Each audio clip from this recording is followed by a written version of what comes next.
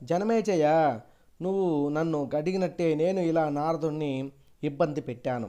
అయితేనేమి ఆ దేవర్షి జ్ఞాని కనుక ఓపికగా సమాధానములు చెప్పాడు.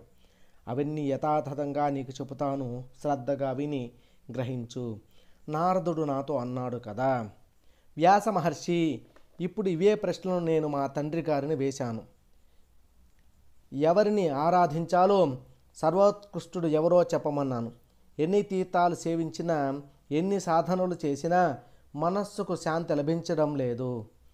పరతత్వం తెలియనిదే శాంతి ఎక్కడిది? సందేహాలతో వికీర్ణమైన చిత్తానికి స్థిరత్వం ఎక్కడిది?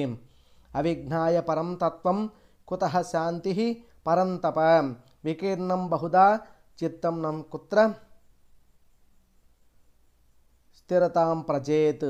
ఎవరిని స్మరించను, ఎవరిని యజించను, ఎవరిని స్తుతించను, ఎవరిని అర్చించను? చెప్పు, సర్వేశ్వరుడెవడు? ఇలాంటి ప్రశ్నలన్నీ వేస్తే బ్రహ్మదేవుడు ఆశ్చర్యపోయి ఇలా అన్నాడు, నాయనా, నువ్వు అడిగిన ప్రశ్నలు ఉత్తమోత్తమాలే, కానీ సమాధానాలు దుర్బోధాలు.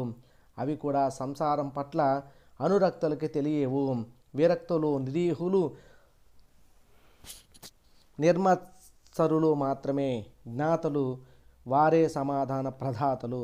మహాప్రళయం సంభవించి స్థావర జంగమాలన్నీ నశించి సృష్టి అంతా ఏకారణమైపోయినప్పుడు కమలం నుంచి నేను జన్మించాను. అప్పటికింకా సూర్యుడు లేడు, చంద్రుడు లేడు, వృక్షాలు లేదు, పర్వతాలు లేదు. తామర పువ్వు దుద్దులో కూర్చొని ఉన్నాను. ఒంటరిగా ఆలోచించాను. అంతా జలమయమైపోయిన ఈ సమయంలో నేను ఎలా, ఎందుకు జన్మించాను? నాకు రక్షకుడెవరు? కర్త ఎవరు? సంహర్త ఎవరు? ఈ జలం అంతా దేని మీద ఆధారపడి ఉంది? భూమి అందామంటే అది ఎక్కడా కనిపించడమే లేదు. పోని నేను కూర్చున్న ఈ పంకజం సంగతి ఏమిటి? యోగరూఢుడైన పదం కదా. మరి బురద ఏది? వెతుకుదాం, దీని మూలం పట్టుకుందాం అనిపించింది. బహుశా అక్కడ భూమి కూడా కనిపించకపోవచ్చు అని అనిపించింది. నీటిలోకి దిగాను. వెతికాను. 1000 సంవత్సరాలు వెతికాను. భూమి లేదు, మొదలు లేదు, ఏదీ కనిపించలేదు. కానీ ఆకాశం నుంచి తప అంటూ అశరీరవాణి ఒకటి వినిపించింది. అలాగేనని పద్మంలో కూర్చొని 1000 ఏళ్ళు తపస్సు చేశాను. అప్పుడు అశరీరవాణి మళ్ళీ వినిపించింది. సృజ అంది. ఎవరిని సృష్టించును, ఏమి చెయ్యను? ఆగమ్య గోచరంగా ఉంది. విమూఢుడనై కూర్చున్నాను. ఇంతలోకి మధుకైటబులనే రాక్షసులు 2 వచ్చారు. యుద్ధానికి రమ్మంటూ నన్ను భయపెట్టారు. అప్పుడు తామర పువ్వు కాడలో నుంచి కిందికి నీటిలోకి దిగాను. చాలా లోతు దిగాను. అక్కడ ఒక అద్భుత పురుషుడు కనిపించాడు. నీలమేఘ శ్యాముడు, పీతాంబరుడు, చతుర్భుజుడు, వనమాలి, శేషసాయి, జగన్నాథుడు, శంఖ చక్ర గదా పద్మధారి. మహావిష్ణువుని దర్శించాను. ఆదిశేషుడు పడగల మీద పడుకొని ఉన్నాడు. యోగ నిద్రలో అవిస్పందుడుగా ఉన్నాడు. ఏమి చెయ్యాలో తోచలేదు. మేఘశ్యామ శరీరస్తు పీతవాసాచ చతుర్భుజ. శేషసాయి జగన్నాథో వనమాలా విభూషిత. శంఖచక్ర గదా పద్మధ్యాయుధై సువిరాజిత. తమద్రాక్షం మహావిష్ణుం శేషపర్యంక సాయినం. యోగనిద్రా సమాక్రాంత మవిస్పందన మచ్యుతం.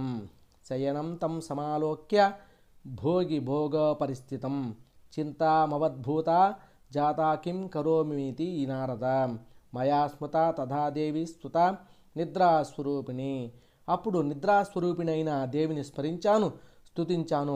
విష్ణుమూర్తి శరీరం నుంచి వెలువడి బయటకు వచ్చి నిద్రాదేవి ఆకాశంలో నిలబడింది. జనార్దనుడు మేలుకొన్నాడు. మధుకైటబులతో 5000 సంవత్సరాలు యుద్ధం చేశాడు. తన తొడలను విశాలంగా పెంపొందించి వాటి మీద ఆ రాక్షసులను ఖండించాడు. సరిగ్గా అదే సమయానికి రుద్రుడు వచ్చాడు. ముగ్గురం కలిసి దేవిని స్తుతించాము. జగదంబ సంతోషించి పావనమైన జగదంబ సంతోషించింది. పావనమైన కృప విలోకనాలను మాపైకి ప్రసరింపజేసింది. అంబ పలికింది, బ్రహ్మ విష్ణు మహేశ్వరులారా, మీ విధులను మీరు జాగరూకలై నిర్వర్తించండి. మధుకైటబులు నిహితులయ్యారు కాబట్టి సుఖంగా గృహాలు నిర్మించుకుని నిర్భయంగా నివసించండి. బ్రహ్మ 4 విధాల సృష్టిని నిర్వహించు మృదువుగా చెప్పింది. సుకుమారంగా ఆజ్ఞాపించింది. విన్నాను. అప్పుడు అన్నాను కదా, అంబా, అశక్తులం, ప్రజలను ఎలా సృష్టించగలం? ఎక్కడా నేల కల్పించడం లేదు. అంతటా జలమే. నీ ఆజ్ఞను నెరవేర్చేది ఎలాగా? పంచభూతాలు లేవు, ఇంద్రియాలు లేవు, పంచ తన్మాత్రలు లేవు. నీరు తప్ప ఏమీ లేదాయా? ఎలాగే అన్నాము. ఆ మాటలకు జగదంబిక చిన్నగా నవ్వింది. అంతలోకి ఒక శుభ విమానం ఆకాశం నుంచి వేగంగా వచ్చి ఆగింది. త్రిమూర్తులారా, మీకు అద్భుతం చూపిస్తాను రండి, విమానం ఎక్కండి అని ఆజ్ఞాపించింది. ఓం అని ముగ్గురం అధిరోహించాము. అది రత్నాలంకృతమైన దివ్య విమానం. ముత్యాల దండలు వేలాడుతున్నాయి. దేవ మందిరంలాగా ఉంది. చిరుగంటల చప్పుడు ఇంపుడుగా వినపడుతోంది. ముగ్గురం నిశ్శంకంగా కూర్చున్నాం. జగన్మాత స్వశక్తితో మళ్ళీ ఆకాశంలో నడిపించింది. శ్రీదేవి భాగవతం తృతీయ స్కందం 2వ అధ్యాయం సమాప్తః.